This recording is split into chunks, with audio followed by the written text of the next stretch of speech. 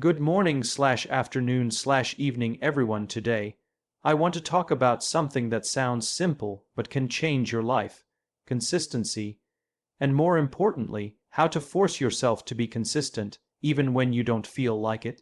We've all been there, starting strong with a goal, full of energy and excitement. But after a few days or weeks, that motivation fades. Suddenly, the workouts are skipped, the goals are pushed back, and we're back at square one. Why? Because motivation is temporary. Discipline and consistency are what create results. So how do you force yourself to be consistent? Step 1. Create a non-negotiable routine. Don't leave room for decision making. If you say, "I'll do it when I feel like it," you've already lost. Set a time, set a place, and do it, whether you feel like it or not. Step 2. Start small. Don't try to change your entire life overnight. Instead of doing an hour of study or exercise, start with 10 minutes. Build the habit first. Once it's part of your identity, the rest becomes easier. Step 3. Remove excuses. Prepare the night before. Lay out your clothes, pack your bag, clear your workspace. The more friction you remove, the less likely your brain is to talk you out of it. Step 4. Track your progress. Checklists, habit trackers, calendars. Use whatever works for you. Seeing your streak grow can be incredibly motivating, and missing one day, that's fine. Missing two, that's a pattern. Step 5. Embrace discomfort. Growth doesn't come from ease. It comes from pushing through when you want to quit. When your mind says stop, prove to yourself that you can keep going. That's where the breakthrough happens. And finally, remember your why. Why did you start? What are you working toward? Write it down. Remind yourself daily, because on the hard days, and there will be hard days, your why is what will keep you going. So no, consistency doesn't just happen. You don't wait for it, you force it, you build it. You become it. Creating a non-negotiable routine is one of the most powerful ways to build consistency in your life. The truth is, our brains are wired to take the path of least resistance. If there's room for negotiation, your mind will almost always choose comfort over discipline. That's why making your routine non-negotiable, something you do regardless of how you feel, is essential for long-term success. Think about it like brushing your teeth. You don't have to be in the mood to brush your teeth.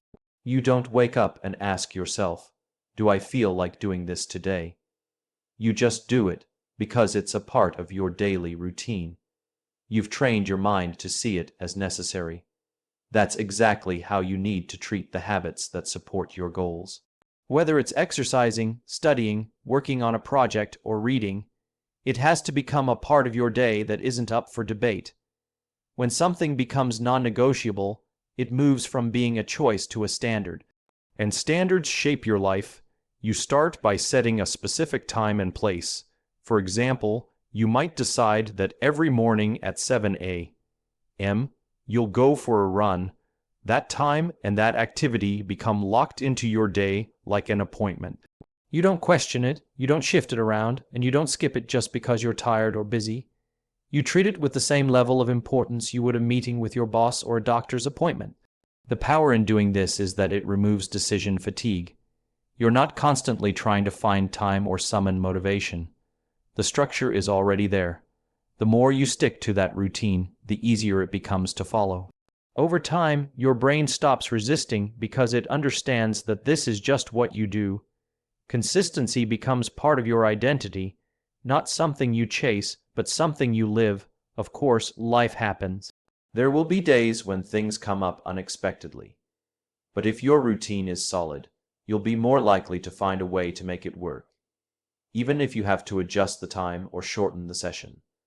The key is that you don't skip it. Because every time you show up, even on a tough day, you're reinforcing the habit. You're proving to yourself that you can be disciplined, that you can keep promises to yourself, and that you're committed to your growth. In the end, creating a non-negotiable routine is about more than productivity. It's about building self-respect. It's about showing up for yourself day after day until consistency becomes your default setting. And once that happens, the results will take care of themselves. Starting small is one of the most underrated yet powerful strategies for building consistency.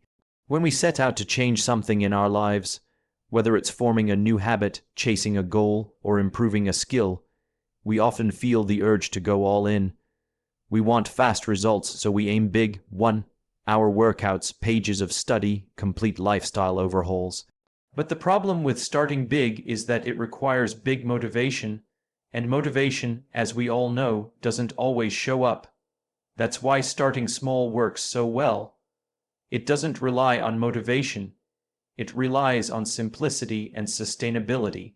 When you begin with small, manageable actions, you eliminate the mental resistance that comes with overwhelming goals. For example, instead of saying, "I'll read for an hour every night," start with just 5 minutes. That might seem insignificant, but it's not about the time. It's about the habit. 5 minutes of reading a night, done consistently, is far more valuable than an hour once in a while. The magic of starting small is that it gets you moving. Taking action, no matter how tiny, begins to rewire your brain. It builds confidence. It creates momentum. And most importantly, it turns a goal from something you think about into something you actually do. Once the habit is established, it becomes easier to increase the intensity. 5 minutes of reading turns into 10. 10 push-ups become 20. The key is to master the art of showing up first. Another reason starting small works is that it removes the fear of failure. Huge goals can feel intimidating. They create pressure and invite procrastination. But when your goal is so small, it's nearly impossible to fail. You're far more likely to follow through. And with every successful day, your belief in yourself grows. You begin to trust your ability to stay consistent. That self-trust is what keeps you going when the excitement wears off. It also helps to anchor these small actions to something you already do. Want to build a journaling habit? Do it right after brushing your teeth. Want to stretch daily? Do it after you wake up. These small trigger moments help turn your actions into routines, which eventually become second nature. Over time, these small, repeated actions compound. They stack up and create visible results.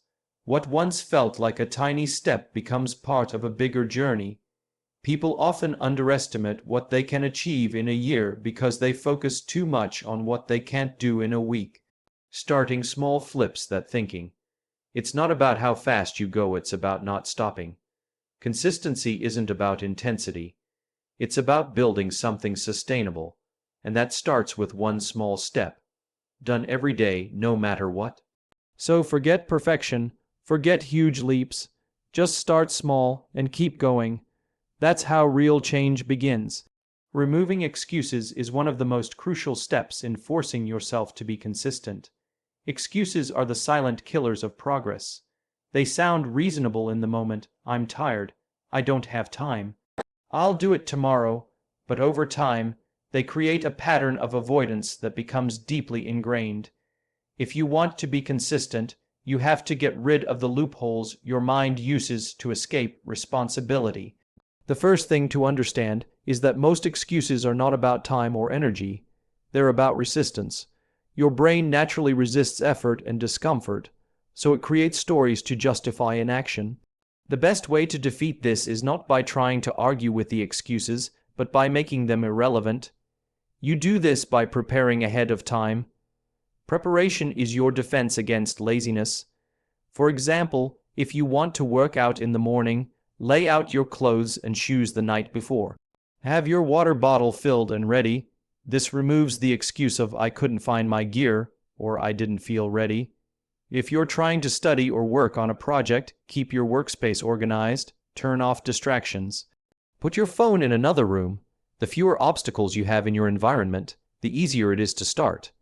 Another effective way to remove excuses is by setting clear boundaries with your time. When your day is vague, it's easy to waste time and justify skipping important tasks.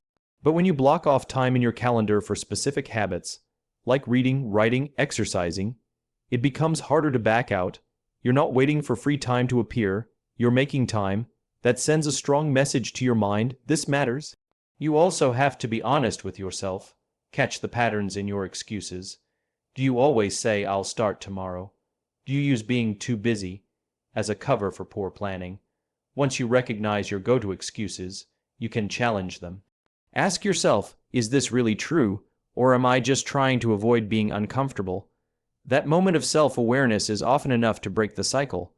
It's also important to build a routine that's so simple, so automatic, that it's harder to make an excuse than it is to just do the task. If your plan is complicated or overwhelming, your brain will look for the nearest exit. But when the action is straightforward and already part of your environment, the excuse has nowhere to hide.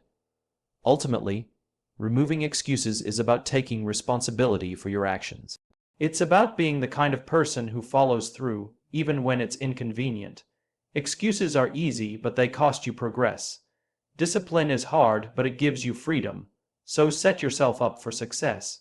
Prepare, plan, be honest. And when your mind tries to come up with a reason to quit, remember this: you don't need an excuse. You need a commitment. Tracking your progress is one of the most effective ways to stay consistent because it turns your efforts into visible, tangible evidence of growth. When you track something, you create a sense of accountability, even if it's just to yourself. It transforms vague intentions into clear actions. You stop guessing whether you're making progress and start knowing exactly how far you've come. This clarity is incredibly motivating, especially on days when you feel like nothing is changing. One of the biggest reasons people lose consistency is because they don't see results right away. When progress is slow or invisible, it's easy to assume that your efforts aren't working. That's when doubt creeps in, and doubt is the enemy of consistency. But when you track your actions, whether it's through a journal, a checklist, a habit tracker, or even a simple calendar, you give yourself proof. You can look back and say, I've shown up for 10 days straight, or I've written 10,000 words this week, or I've studied every day this month. That proof becomes fuel to keep going. Tracking also helps you build momentum. There's something satisfying about ticking off a task or filling in a box.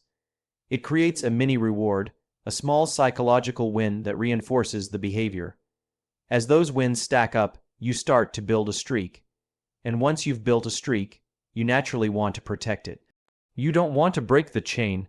This is why many successful people swear by systems like the "don't break the chain" method. When you see a row of X's or checks on your calendar, it gives you a sense of pride and encourages you to keep adding to it. In addition to motivation, tracking gives you insights. You begin to notice patterns. Maybe you're more productive at certain times of the day. Maybe you struggle more on weekends. Maybe there's a dip every time you sleep less than 6 hours. These insights are powerful because they allow you to adjust your strategy. You're no longer working blindly.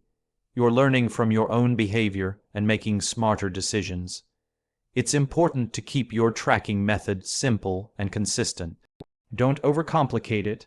The goal isn't to spend hours analyzing data. The goal is to stay on track. Choose a method that fits your lifestyle and personality. Whether it's an app, a notebook, a wall calendar, or even sticky notes, what matters is that you use it regularly. Finally, tracking reinforces identity. Every time you record your progress, you're not just marking what you did, you're reinforcing who you are. You're becoming someone who shows up, someone who commits, someone who doesn't quit. That identity, once built, becomes incredibly hard to shake. So if you want to stay consistent, track your progress. Let your effort leave a trail. Because when you can see where you've been, it's a lot easier to believe in where you're going. Embracing discomfort is one of the most essential yet challenging parts of being consistent. Most people quit not because they can't achieve their goals, but because they aren't willing to endure the uncomfortable moments that come with growth. The truth is, consistency requires doing things you don't always want to do. It means showing up on the days when you're tired, unmotivated, distracted, or discouraged. That's the real test, not how well you perform on the good days, but how committed you remain on the hard ones. Discomfort is a natural part of the process. It shows up as physical tiredness, mental resistance, boredom, or self-doubt.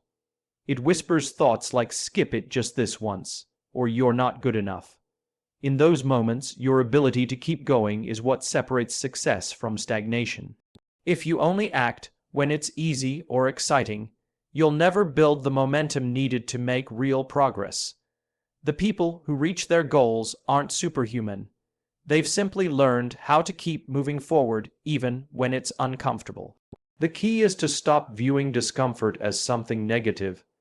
Instead, see it as a sign that you're stretching your limits. It means you're doing something different, something challenging, something worthwhile. Every time you push through that resistance, you train your brain to get a little stronger. You build mental toughness. You prove to yourself that you're capable of doing hard things, and that belief in yourself compounds over time. One powerful mindset shift is to welcome discomfort as part of the journey, not a barrier to it. If you expect everything to feel easy the moment it doesn't, you'll feel discouraged. But if you expect discomfort and prepare for it, you won't be thrown off course when it arrives. It'll still be hard, but it won't feel like failure. It'll just feel like growth. Another strategy is to commit to the action, not the outcome. Sometimes we become so fixated on the results that we lose sight of the process. But progress often happens slowly, in the background, without immediate reward. That's where consistency shines. Even when you're not seeing results yet, the act of showing up matters. It sends a message to yourself: I'm serious about this. And over time, those small, consistent efforts add up in powerful ways. There's also a hidden benefit to embracing discomfort. It builds resilience in every other area of life. When you prove to yourself that you can do the hard thing, it creates a ripple effect. Suddenly, other challenges don't seem as intimidating. You've already trained yourself to lean into resistance rather than run from it. So don't fear discomfort. Don't avoid it. Embrace it. Let it shape you into someone stronger, more focused, more resilient. Because on the other side of discomfort is growth. And on the other side of growth is everything you've been working for. Remembering your why is the emotional fuel behind consistency. It's the reason you started in the first place, the deeper purpose that drives your actions when motivation fades and obstacles show up. Without a strong why, it's easy to lose focus, get discouraged, or give up entirely. But when your reason for doing something is powerful and personal, it becomes your anchor. It keeps you grounded, steady, and moving forward, no matter how rough the journey gets. Every goal, no matter how practical or ambitious, is rooted in something emotional. Maybe you want to get fit, but why? Is it to feel confident, to have more energy, to be around for your family? Maybe you want to study harder, not just for grades, but to build a better future, to make your parents proud, or to prove something to yourself. Your why isn't just about the surface level goal, it's about what that goal asterisk means asterisk to you. And when you can clearly identify that meaning, you create a strong emotional connection that makes consistency feel less like a chore and more like a mission. Life will test your commitment. There will be days when you're tired, overwhelmed, or full of doubt. Days when everything feels like it's working against you. In those moments, your why is what reminds you that this struggle is worth it. It gives you a reason to keep showing up even when progress feels invisible. Your why gives your efforts a sense of direction. It turns your routine from something you asterisk have asterisk to do into something you asterisk choose asterisk to do. To make your why effective, it has to be clear and visible. Don't just think about it. Write it down. Put it somewhere you'll see it every day.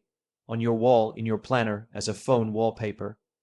Make it a part of your environment, so you're constantly reminded of the bigger picture. The more you see your why, the more connected you stay to your purpose. It's also okay if your why evolves. As you grow and your goals shift, your reasons might change too. That's a good thing. It means you're growing. But always take time to reflect on what matters most to you and let that guide your consistency. When your actions align with your values and vision, they become more meaningful. And meaning is what keeps you going when things get hard. Consistency isn't about being perfect. It's about being committed.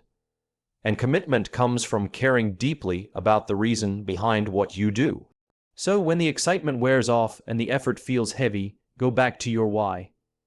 Let it remind you of who you're doing this for, what kind of life you're building, and why you refuse to quit. Because when you have a strong enough why, you'll always find the strength to keep going.